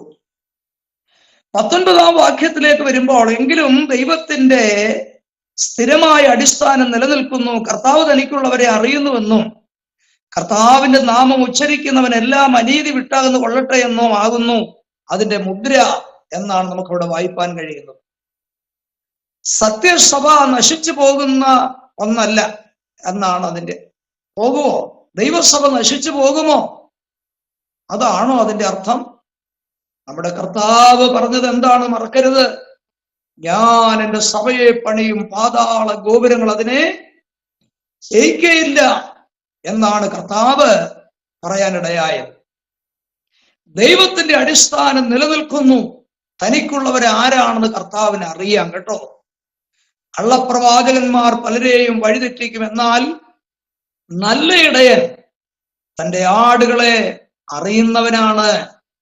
അവർക്ക് നിത്യജീവൻ നൽകുന്നവനാണ് നല്ല ഇടയൻ. അവർ ഒരു നാളും നശിച്ചു പോവുകയില്ല.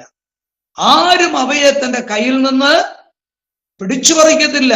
യോഹന്നാൻ 10-ന്റെ 14-ാം വാക്യത്തിലും 28-ാം വാക്യത്തിലും നമുക്കത് കാണുവാനായിട്ട് കഴിയും. പ്രിയപ്പെട്ട ദൈവമക്കളെ, നമ്മുടെ ദൈവം നമ്മെ അറിയുന്നവനാണ്. തനിക്കുള്ളവരെ അറിയുന്നവനാണ്. ആര്? നമ്മുടെ കർത്താവ്. ഇന്ന് രാത്രി നമുക്ക് ദൈവസ്ഥാനത്തിൽ സന്തോഷിപ്പാനുള്ളത് അതാണ് കേട്ടോ. ദൈവം തനിക്കുള്ളവരെ അറിയുന്നു കേട്ടോ. ഇന്ന് രാത്രി ഈ മീറ്റിങ്ങിൽ സംബന്ധിക്കുന്നവർക്ക് പരസ്പരം ഒരുപക്ഷെ പേരുകൾ അറിയായിരിക്കും, നമ്മൾ താമസിക്കുന്ന സ്ഥലം അറിയാമായിരിക്കും, നമ്മുടെ ജോലി ഒരുപക്ഷെ അറിയാമായിരിക്കും. എന്നാൽ നമ്മളെ ഉള്ളതുപോലെ അറിയുന്നവൻ ആരാന്നറിയാമോ? നമ്മുടെ കർത്താവ് മാത്രമാണ്. വാത്സല്യ സഹോദര സഹോദരി, നമ്മുടെ വേദനകൾ കർത്താവിന് അറിയാം കേട്ടോ. നമ്മുടെ നിരാശകൾ കർത്താവിന് അറിയാം. നമ്മുടെ ഭാരങ്ങൾ കർത്താവിന് അറിയാം. നാം അനുഭവിക്കുന്ന ദുഃഖം കർത്താവിന് അറിയാം. നമ്മൾ ആഗ്രഹിക്കുന്ന അത്യാവശ്യങ്ങൾ ദൈവത്തിന് അറിയാം. ഈ ലോകത്തിലുള്ള പലർക്കും പലതും നമ്മെപ്പറ്റി അറിയുന്നില്ലെങ്കിലും ഈ വാക്യത്തിൽ ആശ്വാസത്തിന്റെ ധ്വനിയുള്ളൊരു വാക്യമാണ്. കർത്താവ് തനിക്കുള്ളവരെ അറിയുന്നു. ദൈവത്തിന്റെ പുത്രനായിരിക്കുന്ന യേശുവിന്റെ രക്തം കൊണ്ട് വിലയ്ക്ക് വാങ്ങി തന്റെ സ്വന്തം മക്കളാക്കിയിരിക്കുന്ന പിതാവാം ദൈവത്തിന് മക്കളായിരിക്കുന്ന നമ്മുടെ ആവശ്യങ്ങൾ, നമ്മുടെ കാര്യങ്ങൾ ഉള്ളതുപോലെ കർത്താവിന് അറിയാം. അതെത്ര ആശ്വാസകരമായ ഒരു കാര്യമാണ്. അതാണ് മുദ്ര. നമ്മെക്കുറിച്ചുള്ള ദൈവത്തിന്റെ മുദ്ര അതാണ്. തനിക്കുള്ളവരെ ദൈവം അറിയുന്നു. 20-ാം വാക്യം, എന്നാൽ ഒരു വലിയ വീട്ടിൽ പൊന്നും വെള്ളിയും കൊണ്ടുള്ള സാമാനങ്ങൾ മാത്രമല്ല, മരവും മണ്ണുകൊണ്ടുള്ളവയുണ്ട്. ചിലത് മാന്യകാര്യത്തിനും ചിലത് ഹീനകാര്യത്തിനും ഉപയോഗിക്കുന്നു. അതാണ് 20-ാം വാക്യം. മുൻ വാക്യത്തിൽ എന്ന് പറഞ്ഞാൽ 19-ാം വാക്യത്തിൽ അടിസ്ഥാനം എന്നുള്ളത് ഒരു ബിൽഡിങ്ങിനോടുള്ള ബന്ധത്തിലാണ് പ്രസ്താവിച്ചിരിക്കുന്നത് എങ്കിൽ ഇവിടെ സഭയെ ഉപമിച്ചിട്ട് പറയുമ്പോൾ സഭയിൽ നന്നായി ജീവിക്കുന്നവരും അയോഗ്യമായി ജീവിക്കുന്നവരുമായ അംഗങ്ങൾ ഉണ്ടെന്നുള്ള അർത്ഥത്തിൽ ഒരു വീട്ടിലെ ഉപകരണങ്ങളോട് ഇവിടെ ഉപമിച്ച് പറഞ്ഞിരിക്കുകയാണ്. എന്താ വായിച്ചേ? ഒരു വലിയ വീട്ടിൽ പൊന്നും വെള്ളിയും കൊണ്ടുള്ള സാമാനങ്ങൾ മാത്രമല്ല, മരവും മണ്ണുകൊണ്ടുള്ളവയും ഉണ്ട്. ചിലത് മാന്യകാര്യത്തിനും ചിലത് ഹീനകാര്യത്തിനും ഉപയോഗിക്കുന്നു.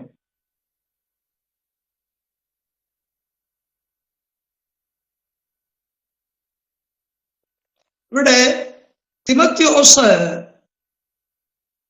അപമാനപാത്രങ്ങളായ ഹുമനയോസിനെ കുറിച്ചും ഫിലേത്തോസിനെ പോലെ ആകരുത് എന്ന് ഒരു നിർദ്ദേശം തിമോഥെയോസിന് ഇവിടെ നൽകുകയാണ്. ഉപയോഗക്ഷമമായ മാനപാത്രങ്ങളെ ശ്രദ്ധിക്കണം.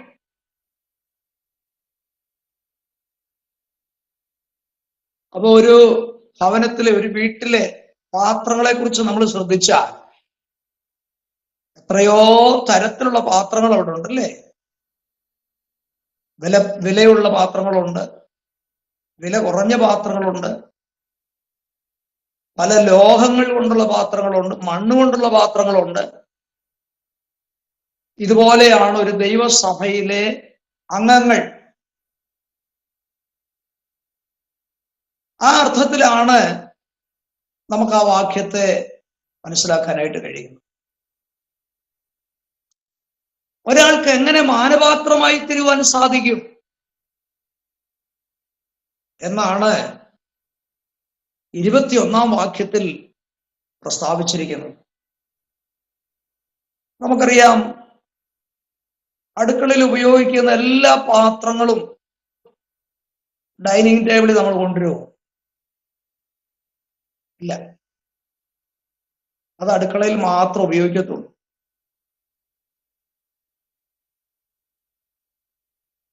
ഭവനത്തിലെ മറ്റിടങ്ങളിൽ ഉപയോഗിക്കുന്ന പാത്രങ്ങൾ, വെളിച്ചം കാണാത്ത പാത്രങ്ങളുണ്ടല്ലേ.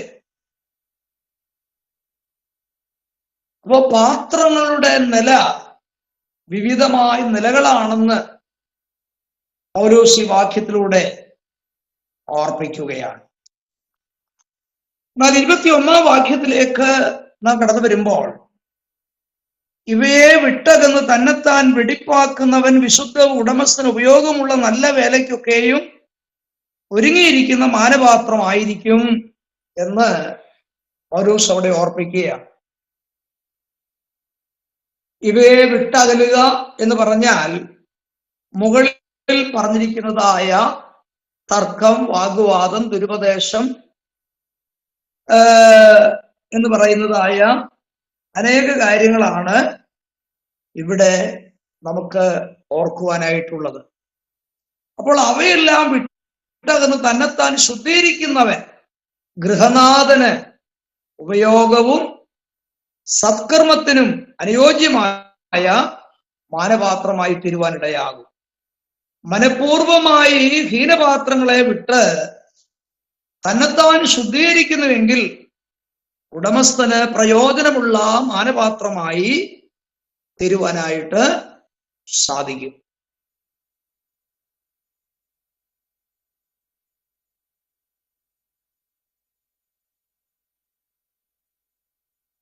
മാനപാത്രങ്ങളായി തീർന്നവരെ 3 നിലകളിൽ ഇവിടെ വിവരിച്ചിരിക്കുകയാണ്. എന്ന് പറഞ്ഞാൽ വിശുദ്ധീകരിക്കപ്പെട്ട പാത്രമുണ്ട്,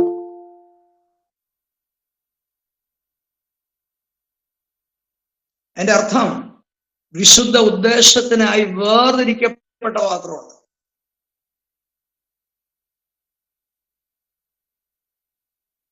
മറ്റൊന്ന്, ഉടമസ്ഥന് ഉപയോഗപ്രദമാകുന്ന പാത്രങ്ങളുണ്ട്.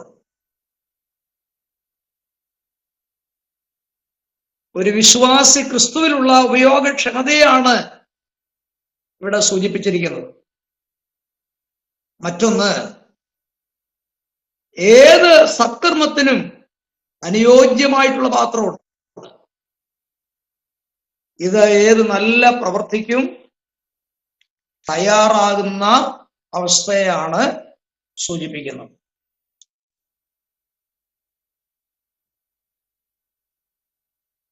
രണ്ട് കൊരിന്ത്യർ ലേഖനം 4-ാം അധ്യായത്തിന്റെ 7-ാം വാക്യം നമ്മൾ വായിക്കുമ്പോൾ ദൈവമക്കളെ മൺപാത്രങ്ങളോട് സാമ്യപ്പെടുത്തി അവിടെ പ്രസ്താവിച്ചിട്ടുണ്ട്. മൺപാത്രമാകുന്ന ഒരു വിശ്വാസിയിൽ കർത്താവിന് നിക്ഷേപം ദൈവം നിക്ഷേപിച്ചു വച്ചിരിക്കുകയാണ്. ആ നിക്ഷേപം എന്ന് പറയുന്നതായ അത്യന്ത ശക്തി നമ്മുടെ മൺപാത്രങ്ങളിൽ ദൈവം നിക്ഷേപിച്ചു വച്ചിരിക്കുകയാണ്. അത്യന്ത ശക്തി ഉയരത്തിൽ നിന്ന് നമ്മിൽ പകർന്നു ലഭിച്ചതായിരിക്കുന്ന നിക്ഷേപമാകട്ടോ. അങ്ങനെയാണെങ്കിൽ ഈ മൺപാത്രത്തെ വിലയുള്ളതാക്കി മാറ്റുന്നത്, ഈ മൺപാത്രത്തെ മാന്യപാത്രമാക്കി തീർക്കുന്നത് നമ്മുടെ ഉള്ളിൽ നിക്ഷേപിച്ചു വെച്ചിരിക്കുന്ന ദൈവത്തിന്റെ അത്യന്ത ശക്തിയാണ്. ലോകക്കാരിൽ നിന്ന് നമ്മെ വ്യത്യസ്തരാക്കി തീർക്കുന്നത് എന്താണെന്നറിയാമോ? നമ്മിൽ വ്യാപരിക്കുന്ന അത്യന്ത ശക്തിയാണെന്ന് ദൈവമക്കൾ മറക്കരുത്. അതുകൊണ്ടാണ് എഫേസ്യ ലേഖനത്തിൽ പൗലോസിന്റെ പ്രാർത്ഥനയിൽ ഉപയോഗിച്ചിരിക്കുന്ന ഒരു പദം, വിശ്വസിക്കുന്ന നമ്മിൽ വ്യാപരിക്കുന്ന ശക്തിയുടെ അളവറ്റ വലിപ്പം.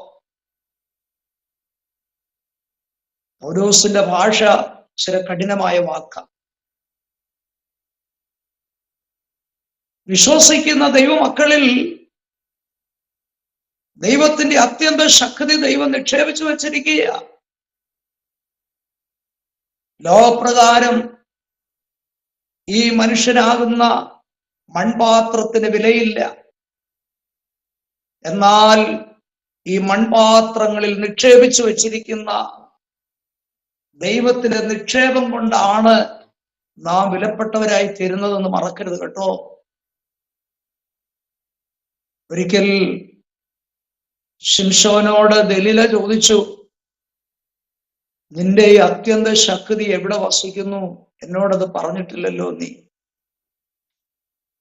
ശിംശോൻ മറുപടി പറയുന്ന ഒരു ഭാഗമുണ്ട്. ഈ അത്യന്ത ശക്തി എന്നെ വിട്ടുപോയാൽ ഞാൻ ശേഷം മനുഷ്യനെ പോലെ ആയിത്തീരും. എന്നെ കേൾക്കുന്ന പ്രിയപ്പെട്ടവരോടൊരു കാര്യം ഞാൻ പറയട്ടെ. ലോകത്തിലുള്ളതായിരിക്കുന്ന ശേഷം മനുഷ്യരെക്കാൾ നമ്മളെ വ്യത്യസ്തരാക്കി നിർത്തുന്നത് എന്താണെന്നറിയാമോ? നമ്മിൽ വ്യാപരിക്കുന്ന അത്യന്ത ശക്തിയാകട്ടോ. കാലാകാലങ്ങളിൽ നാം രക്ഷിക്കപ്പെട്ട് സ്നാനപ്പെട്ട് ഈ പരിശുദ്ധാത്മ ശക്തി നാം പ്രാപിച്ചവരാണ്. ഇന്ന് രാത്രി ഞാൻ ഓർപ്പിക്കട്ടെ, ഈ ശക്തിയുള്ള നാം മറ്റുള്ളവരെക്കാൾ വ്യത്യസ്തരാണ് കേട്ടോ. നമ്മെ വ്യത്യസ്തരാക്കി നിർത്തിയിരിക്കുന്നത് ഈ അത്യന്ത ശക്തിയാണ്. എനിക്കറിയാം, പരിശുദ്ധാത്മാവിനെ പ്രാപിച്ചിട്ട് അതിനെ നഷ്ടപ്പെടുത്തിയ പലരെ സംബന്ധിച്ച് എനിക്കറിയാം. അത് തിരിച്ചു പ്രാപിക്കുവാൻ പലർക്കും ഇതുവരെയും സാധിച്ചിട്ടില്ല. അത് വളരെ ഗൗരവമേറിയ കാര്യമാണ്.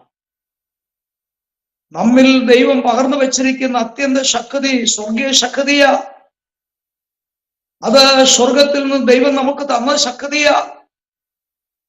ആ പരിശുദ്ധാത്മശക്തി പ്രാപിച്ചിരിക്കുന്ന ദൈവമക്കൾ സാധാരണക്കാരല്ല കേട്ടോ, സാധാരണക്കാരല്ല. നമുക്ക് ചിലപ്പോൾ തോന്നിപ്പോകും, ഞാന് ഏതുമില്ലല്ലോ, എനിക്കൊരു കഴിവുമില്ലല്ലോ, എനിക്ക് ലോകത്തിൽ ഒന്നുമില്ലല്ലോ എന്നൊക്കെ ചിന്തിച്ചാലും നമ്മുടെ ദൈവസന്നിധിയിൽ ശ്രേഷ്ഠരാണെന്നുള്ള കാര്യം മറക്കരുത്. ശ്രേഷ്ഠരായവരാണ് നമ്മൾ. ഈ അത്യന്ത ശക്തിയുടെ വാഹികളാണ് നമ്മൾ.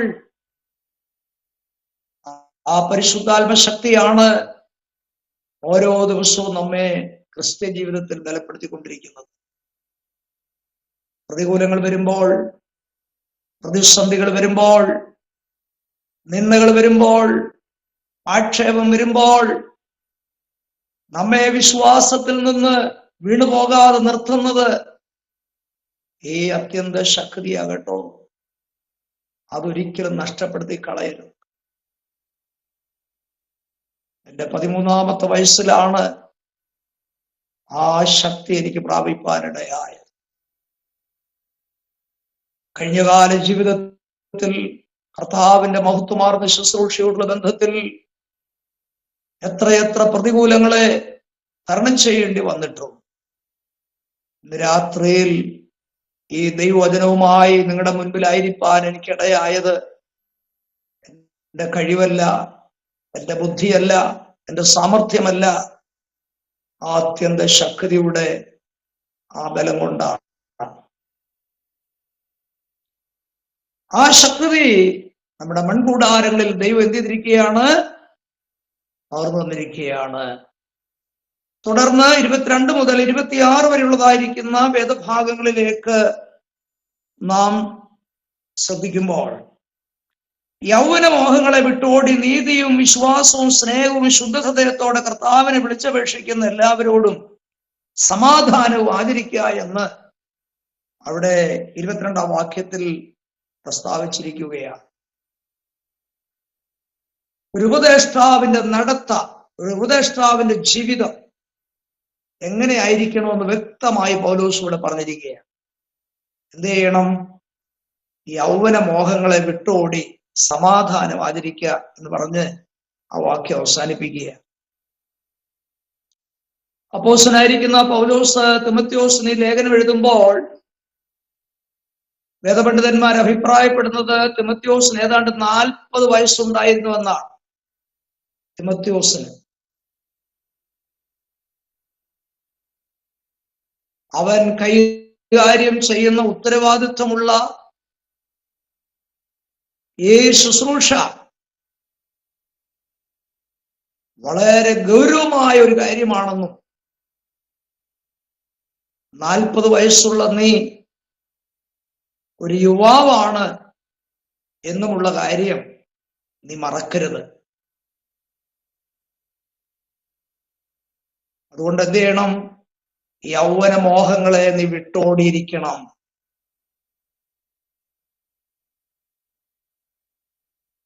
ജഡമോഹം, അധികാരമോഹം, ധനമോഹം, ഇതെല്ലാം ഇതിനകത്ത് ഉൾപ്പെടും കേട്ടോ. ഒരു സ്വറയാണ് ഇവയെ നീ വിട്ട് ഓടണം. വിട്ട് നടക്കണമെന്നല്ല, വിട്ട് ഓടണം. എന്നിട്ട് നീതിയും വിശ്വാസവും സ്നേഹവും സമാധാനവും നീ പിന്തുടരണം. അപ്പോൾ മുൻപേ പറഞ്ഞ വാക്യം മറക്കരുത്. ഒരു മാനപാത്രമായി തീരുവാൻ ഇതൊക്കെ ആവശ്യമാണ്. അപ്പോൾ എങ്ങനെ ഒരു മാനപാത്രമായി തീരുവാൻ കഴിയും? യൗവനമോഹങ്ങളെ വിട്ടോടണം. ശരിയായ ജീവിതം നയിക്കണം. ശുദ്ധഹൃദയത്തോടെ കർത്താവിനെ വിളിച്ചപേക്ഷിച്ച് കൂട്ടായ്മ പാലിക്കണം. ഇതെല്ലാം അതിനകത്ത് അന്തർലീനമായി തീർന്നിരിക്കുകയാണ്. ശുദ്ധഹൃദയം ഉണ്ടാകണമെങ്കിൽ എന്താണ് ശുദ്ധഹൃദയം?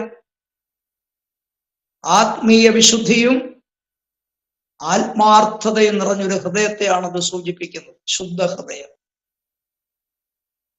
66-ാം സങ്കീർത്തനത്തിൽ നമ്മൾ വായിക്കുന്നുണ്ട്, അകൃത്യം കരുതിയിരുന്നുവെങ്കിൽ കർത്താവ് കേൾക്കയില്ലായിരുന്നു. നമ്മുടെ കർത്താവ് നമ്മുടെ പ്രാർത്ഥന കേൾക്കണമെങ്കിൽ നമ്മുടെ ഹൃദയം ശുദ്ധമായിരിക്കണം. അകൃത്യം ഉണ്ടാകാൻ പാടില്ല. പിണക്കും വാശിയും വൈരാഗ്യം ഉണ്ടാകാൻ പാടില്ല. ദൈവത്തോടും മനുഷ്യരോടും കുറ്റമില്ലാത്തൊരു മനസ്സാക്ഷി നമുക്ക് ആവശ്യമാണ്. 23-ാം വാക്യം, ബുദ്ധിയില്ലാത്ത മൗഢ്യതർക്കം ശണ്ട ജനിപ്പിക്കുന്നു എന്നറിഞ്ഞ് അത് ഒഴിഞ്ഞിരിക്കുക. വീണ്ടും പൗലോസ് പറയുകയാണ്, ബുദ്ധിയില്ലാത്ത മൗഢ്യതർക്കം ശണ്ട ജനിപ്പിക്കുന്നുവെന്നറിഞ്ഞ് അതിൽ നിന്ന് നീ ഒഴിഞ്ഞിരിക്കുകയാണ്. വീണ്ടും 24-ാം വാക്യം, കർത്താവിന്റെ ദാസൻ ശണ്ടയിടാതെ എല്ലാവരോടും ശാന്തനും ഉപദേശിപ്പാനും സമർത്ഥനും ദോഷം സഹിക്കുന്നവനുമായി അത്ര ഇരിക്കേണ്ടത്. കണ്ടോ, കർത്താവിന്റെ ദാസൻ, ആ വ്യക്തിയുടെ യോഗ്യതകൾ ശണ്ടയിടാൻ പാടില്ല. തിമോത്തിയോസ് കർത്താവിന്റെ ദാസനാകിയാൽ താനൊരു സൗമ്യതയുള്ളവനും താഴ്മയുള്ളവനുമായിരുന്നു, ശാന്തനും ക്ഷമാശീലനുമായിരിക്കണമെന്ന് പൗലോസ് പ്രത്യേകം ഓർപ്പിക്കുകയാണ്.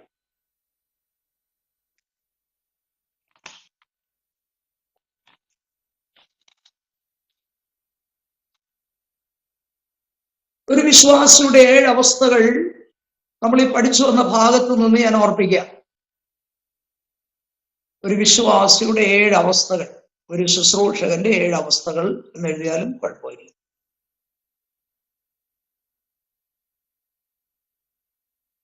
ഒന്ന്, ദൈവമകനാണ്. ദൈവമകനാണ്.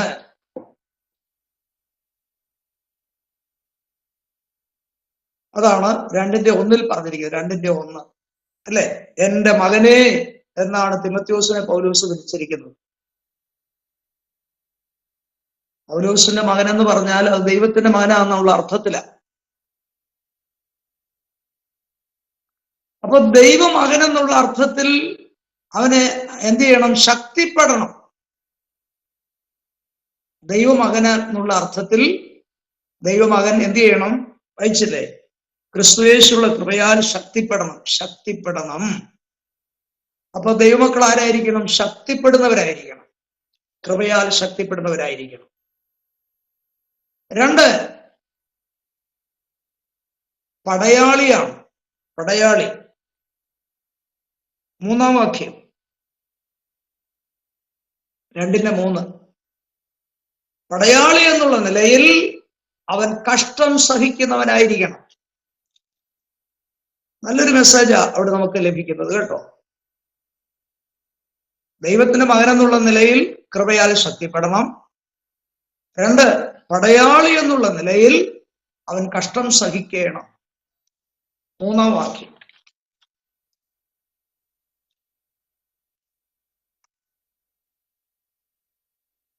അടുത്തത് മല്ല് പിടിക്കുന്നവനായിരിക്കണം. മൽപിടുത്തക്കാരൻ അല്ലേ? മല്ല് പിടിക്കുന്നവനായിരിക്കണം. 5-ാം വാക്യം,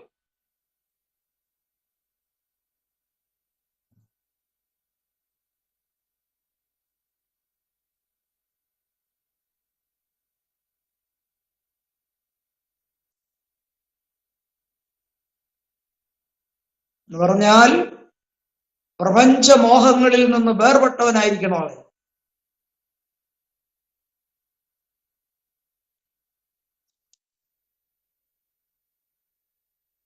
അടുത്തത് കർഷകനാണ്, കൃഷിക്കാരനാണ്. 6-ാം വാക്യം,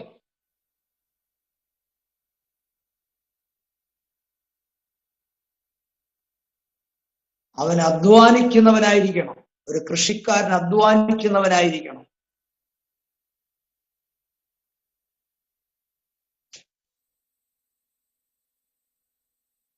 അടുത്തത് ഒരു നല്ല വേലക്കാരനാണ്. 15-ാം വാക്യം എന്ന് പറഞ്ഞാൽ സത്യവചനം പ്രസംഗിക്കുന്നവനായിരിക്കണം. വചനത്തിൽ അധ്വാനിച്ച് സത്യവചനം പ്രസംഗിക്കുന്നവനായിരിക്കണം.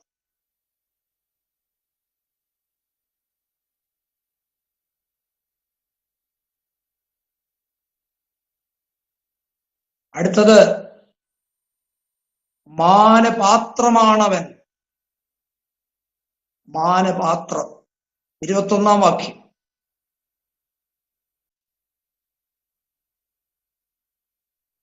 ശുദ്ധീകരണമുള്ളവനായിരിക്കണം. മാനപാത്രം എന്ന് പറഞ്ഞാൽ ശുദ്ധീകരണമുള്ള ഒരു പാത്രമാണ്.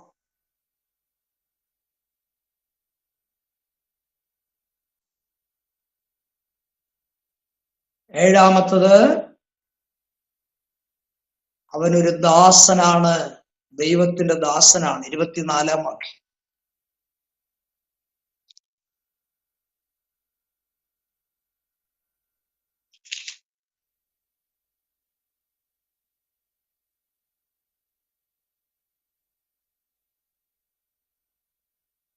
വിരോധികൾക്ക് ദൈവം സത്യത്തിന്റെ പരിജ്ഞാനത്തിനായി മാനസാന്തരം നൽകുമോ എന്നും പിശാചിനാൽ പിടിപെട്ട് കുടുങ്ങിയവരായാൽ അവർ സുബോധം പ്രാപിച്ച് അവന്റെ കണിയിൽ നിന്ന് ഒഴിഞ്ഞ് ദൈവേഷ്ടം ചെയ്യുമോ എന്നും വെച്ച് അവരെ സൗമ്യതയോടെ പഠിപ്പിക്കേണ്ടതുമാകുന്നു. അപ്പോൾ ദൈവദാസൻ എന്നുള്ള നിലയിൽ ശാന്തനും സഹിക്കുന്നവനുമായിരിക്കണം. അങ്ങനെ 2-ാം അധ്യായം ഇവിടെ അവസാനിക്കുകയാണ്.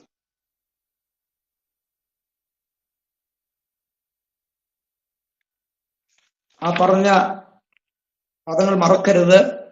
ദൈവത്തിന്റെ മകൻ, പടയാളി, മല്ല് പിടിക്കുന്നവൻ, കൃഷിക്കാരൻ, വേലക്കാരൻ, മാനപാത്രം, ദൈവദാസൻ.